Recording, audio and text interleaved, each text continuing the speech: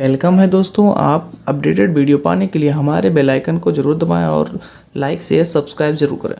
Hello दोस्तों, तो स्वागत है एक बार फिर से आपका। तो चलिए शुरू करते हैं आज का हमारा क्वेश्चन, जिसमें हम बात करेंगे 201 क्वेश्चन के बारे में। इससे पहले के जो क्वेश्चन है 4 पार्ट में आपका चैनल पे अपलोड हो चुका है। तो ये क्वेश्चन है कि ग्रीक शब्द ग्लाइकोलोज, ओके, ग्लाइकोज का अर्थ क्या होता है? तो इसका आंसर होगा शर्करा, यानी कि ऑप्शन सी आपका सही जवाब हो जाएगा। ठीक, तो बढ़ते हैं अब नेक्स्ट क्वेश्चन की तरफ। तो नेक्स्ट क्वेश्चन हमारा हो जाएगा, जल विभव को किस दाब इकाई में व्यक्त किया गया है?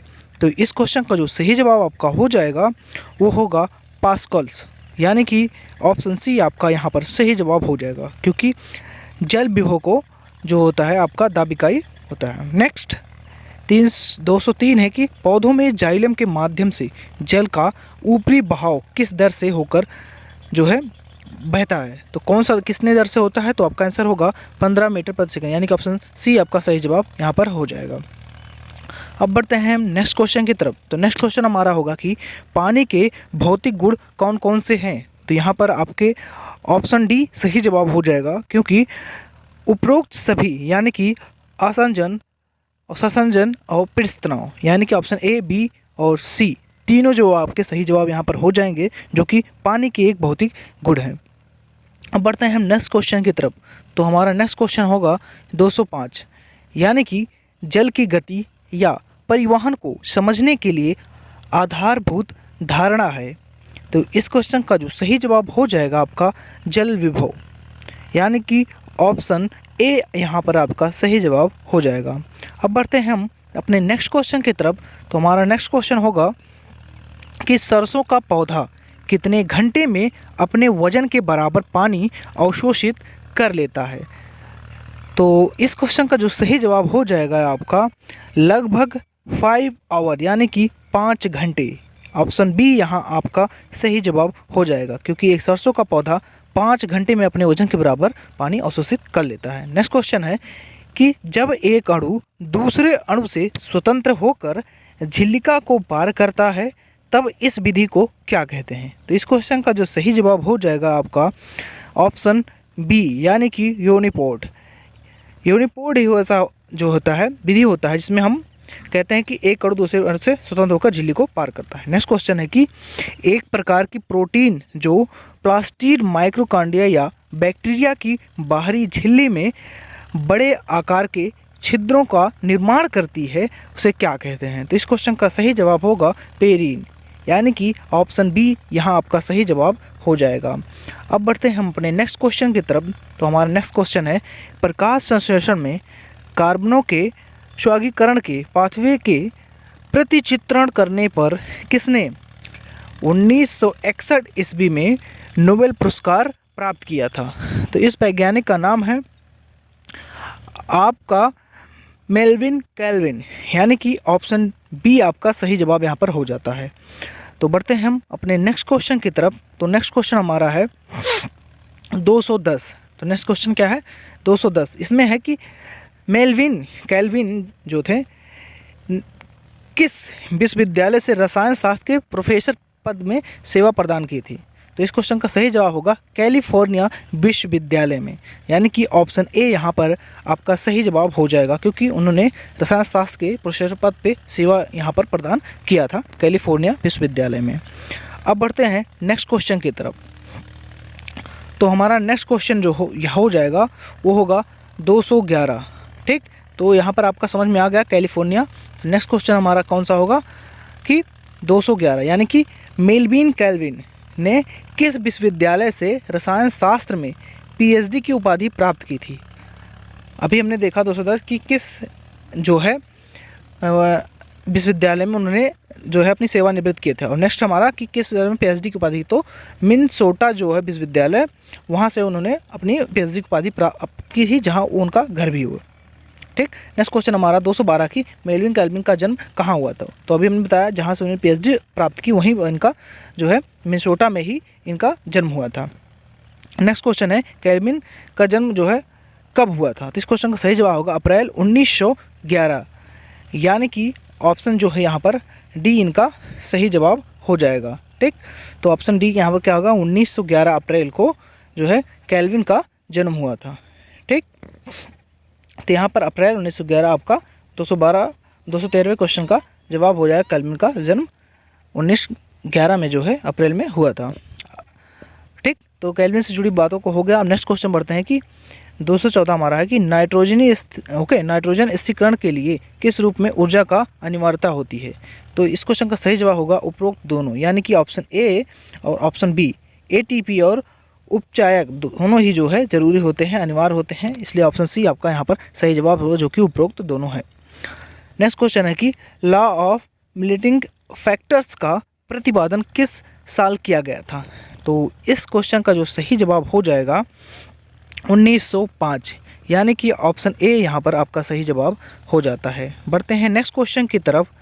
तो हमारा नेक्स्ट क्वेश्चन है कि लॉ ऑफ लिमिटिंग फैक्टर्स किसने दिया था।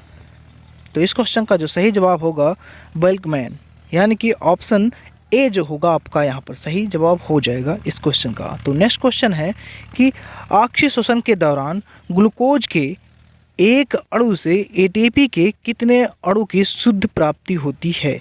तो इस क्वेश्चन का जो यहाँ पर आपका सही जवाब होगा कि कितने एटीपी शुद्ध प्राप्त होते हैं, तो आंसर होगा आपका 36 अणु, यानी कि ऑप्शन बी यहाँ पर आपका सही जवाब हो जाता है।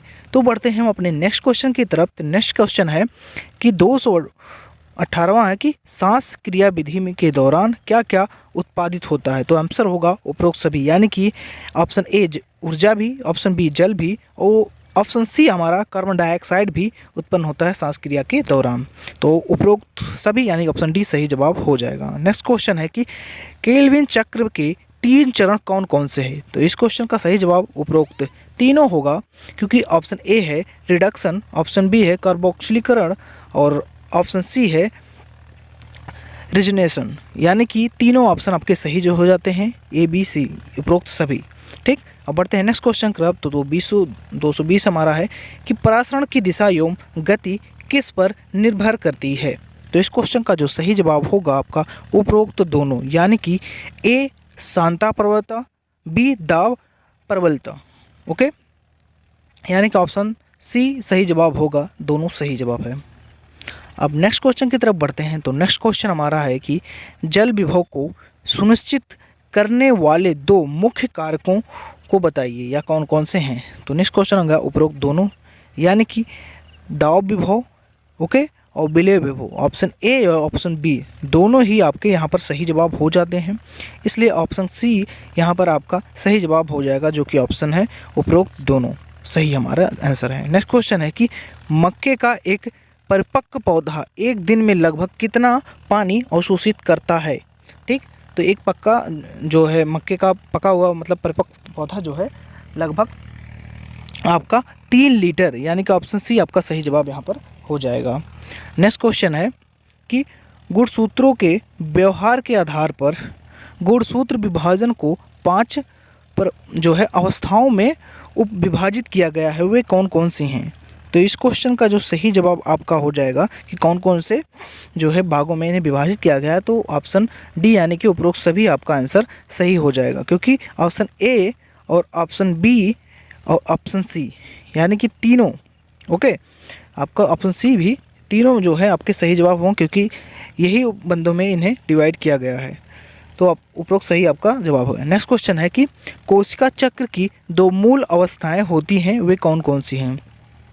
तो देख लेते हैं हमारा इस क्वेश्चन का जवाब कि कौन सी 2 वो मूल अवस्थाएं होती हैं। तो उपरोक्त दोनों सही जवाब होंगे, क्योंकि ऑप्शन ए एम अवस्था और अंत अवस्था बी ऑप्शन जो है आपका दोनों सही जवाब है, इसलिए ऑप्शन सी जो कि उपरोक्त दोनों का जवाब देता है तो हमारा सही जवाब हो जाएगा। अब नेक्स्ट क्वेश्चन की तरफ हम बढ़ते हैं। तो हमारा नेक्स्ट क्वेश्चन होगा 225। ठीक, तो हमारा नेक्स्ट क्वेश्चन होगा 225। इसमें है कि आपके 4 ऑप्शन दिए जाएंगे। इस क्वेश्चन में भी आपको पूरी तरह से सॉल्व करना है। ऐसे ही इंटरेस्टिंग क्वेश्चन को देखने के लिए आप हमारे चैनल पे बने रहिए। तो अब हमारा 225वां जो क्वेश्चन है उसे देखने से पहले हम आपको बता दें कि अगर हमारा वीडियो आपको अच्छा लग रहा है तो हमारे वीडियो को लाइक करें, शेयर करें और हमारे चैनल को सब्सक्राइब करना ना भूलें। ऐसे ही अपडेटेड वीडियो आपको यहाँ पर मिलती रहेंगी।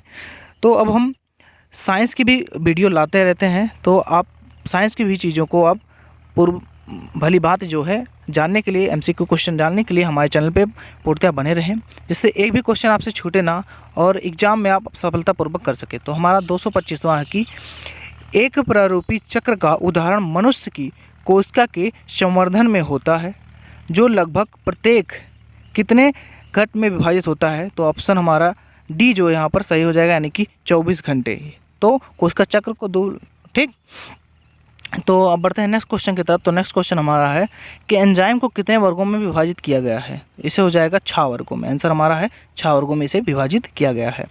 नेक्स्ट क्वेश्चन है कि जब सदमक अपनी आणविक संरचना के क्रियाधार पर काफ़ी समानता रखता है और एंजाइम क्रियाशीलता को सदमित करता है, तो इस प्रक्रिया को क्या कहते हैं। इस क्वेश्चन का सही स्थान होगा प्रतिस्पर्धात्मक सदनम, यानी कि ऑप्शन ए आपका सही जवाब हो जाएगा।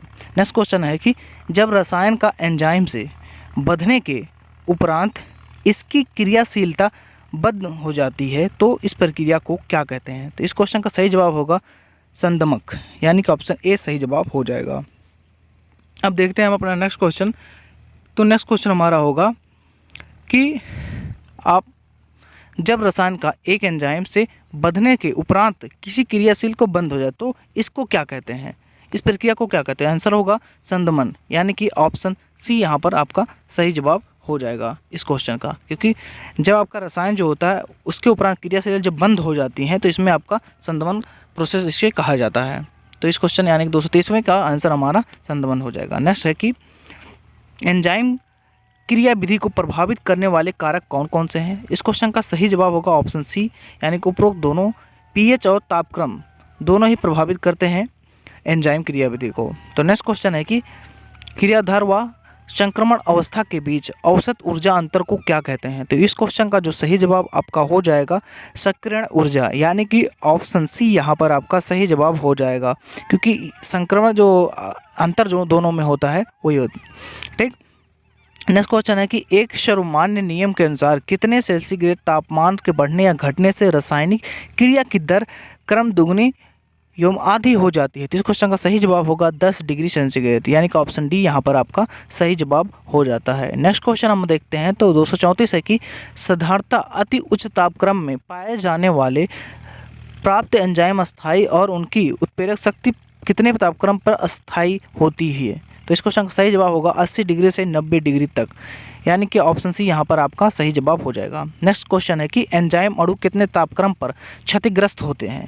तो इस क्वेश्चन का सही जवाब होगा 40 डिग्री से ऊपर, यानी कि ऑप्शन सी यहाँ पर आपका सही जवाब हो जाएगा, 40 डिग्री से ऊपर है। नेक्स्ट क्वेश्चन है कि कुछ न्यूक्लियक अम्ल एंजाइम की तरह व्यवहार करते हैं, इन्हें क्या कहते हैं। तो इस क्वेश्चन का सही जवाब होगा राइबोजाइलम। ओके, राइबोजाइमस जो होता है आपका डी ऑप्शन सही हो जाएगा, क्योंकि ये नेक्स्ट क्वेश्चन हमारा है कि प्रोटीन जिनमें उत्प्रेरण की क्षमता होती है क्या कहलाते हैं। तो वो कहलाते हैं, आंसर आपका होगा एंजाइम्स, यानी कि ऑप्शन ए सही जवाब। नेक्स्ट क्वेश्चन है कि उपापचयी पथ कैसे होते हैं। तो इस क्वेश्चन का सही जवाब होगा रेखीय या वृत्ताकार, यानी कि ऑप्शन डी यहाँ पर सही जवाब हो जाएगा। नेक्स्ट क्वेश्चन हम देखते हैं। तो नेक्स्ट क्वेश्चन है कि उपापचयों का एक दूसरे से परिवर्तन आपस में जुड़ी हुई होती है, अब क्रिया की कड़ी से होती है, इन्हें क्या कहते हैं। तो इस क्वेश्चन का सही जवाब होगा उपापचयी पथ, यानी कि ऑप्शन सी यहाँ पर आपका सही जवाब हो जाएगा। नेक्स्ट क्वेश्चन है जीवधारियों में जैव अणुओं का निर्माण व विखंडन रासायनिक अपक्रिया के द्वारा होता है, इसे क्या कहते हैं। तो इस क्वेश्चन का सही जवाब होगा उपापचय, यानी ऑप्शन ए यहाँ पर आपका सही जवाब हो जाएगा। नेक्स्ट क्वेश्चन है कि 241 मोल्स प्रति कोशिका या मोल प्रति लीटर यह किसका मापन है या किससे माप है। तो ये हो जाएगा कार्बन यौगिक एवं जैव अणु, ऑप्शन डी आपका सही जवाब यहाँ पर हो जाएगा। नेक्स्ट क्वेश्चन हम देखते हैं। तो ग्लाइकोसाइड बंध कैसे बनते हैं। तो इस क्वेश्चन का सही जवाब हो जाएगा आपका निर्जलीकरण द्वारा, यानी कि ऑप्शन सी यहाँ पर आपका सही जवाब हो जाएगा। इसके बाद देखते हैं हमारा नेक्स्ट क्वेश्चन। तो नेक्स्ट क्वेश्चन है कि एक पॉलीसैकेराइड से मोनोसैकेराइड संभवतः किसके जरिए जुड़े होते हैं। इस क्वेश्चन का जो सही जवाब होगा ग्लाइकोसाइडिक बंध द्वारा, यानी कि ऑप्शन सी यहाँ पर जो होगा आपका सही जवाब हो जाएगा इस क्वेश्चन का। तो बढ़ते हैं हम अपने नेक्स्ट क्वेश्चन की तरफ। तो नेक्स्ट क्वेश्चन है कि किसी भी पॉलीपेप्टाइड या प्रोटीन में एमिनो अम्ल किसके जरिए जो है जुड़े होते हैं? तो ये हो जाएगा पेप्टाइड बंध के द्वारा, यानी कि ऑप्शन ए आपका सही जवाब हो जाएगा। नेक्स्ट क्वेश्चन है कि प्रथम अमीनो अम्ल को क्या कहते हैं? इस क्वेश्चन का सही जवाब होगा नाइट्रोजन निशिरा अमीनो अम्ल, यानी कि ऑप्शन ए आपका सही जवाब हो जाएगा। नेक्स्ट क्वेश्चन है हमारा 246 की किस न्यूक्लिक अम्ल में राइबोज मिलता है उसे क्या कहते हैं? जिस न्यूक्लिक अम्ल में राइबोज मिलता है तो उसे क्या कहते हैं? राइबोजिक न्यूक्लिक अम्ल, राइबोज न्यूक्लिक अम्ल, यानी कि ऑप्शन जो है हमारा सही हो गया वो राइबोज न्यूक्लिक अम्ल। नेक्स्ट है कि विषम चक्रीय वलय को क्या कहते हैं? तो इसका हो जाएगा प्यूरिन व पिरिमिडीन, ऑप्शन सी यहाँ पर सही जवाब हो जाएगा। नेक्स्ट क्वेश्चन हमारा है एक न्यूक्लियोटाइड 3 विभिन्न रासायनिक घटकों से मिलकर बना होता है, ये कौन कौन से हैं? तो इस क्वेश्चन का जो सही जवाब हो जाएगा आपका उपरोक्त सभी, यानी कि option A monosaccharide, option B phosphoric अम्ल और सी चक्रीय यौगिक, तीनों जो है आपके यहाँ पर सही जवाब हो जाएंगे, यानी कि ऑप्शन डी आपका सही जवाब होगा उपरोक्त सभी। तो बढ़ते हैं अब हम अपने नेक्स्ट क्वेश्चन की तरफ। तो हमारा 249वां क्वेश्चन है कि कौन सा अम्ल पॉलीसैकेराइड व पॉलीपेप्टाइड्स के साथ समाविष्ट होकर किसी भी जीव ऊतक या कोशिका का वास्तविक बृहत आणविक अंश बनाता है? तो इस क्वेश्चन का जो सही जवाब हो जाएगा आपका न्यूक्लिक अम्ल, यानी कि ऑप्शन सी यहाँ पर आपका सही जवाब हो जाएगा इस क्वेश्चन का। तो बढ़ते हैं हमारे लास्ट क्वेश्चन की तरफ। तो हमारा है लास्ट क्वेश्चन 250 की दूसरे प्रकार का एक बृहद अणु जो किसी ऊतक के अम्ल अविलेय अंश से मिलता है उसे क्या कहते हैं? तो न्यूक्लिक अम्ल, यानी कि ऑप्शन बी यहाँ पर सही जवाब हो जाएगा। तो चलते हैं, मिलते हैं नेक्स्ट वीडियो में।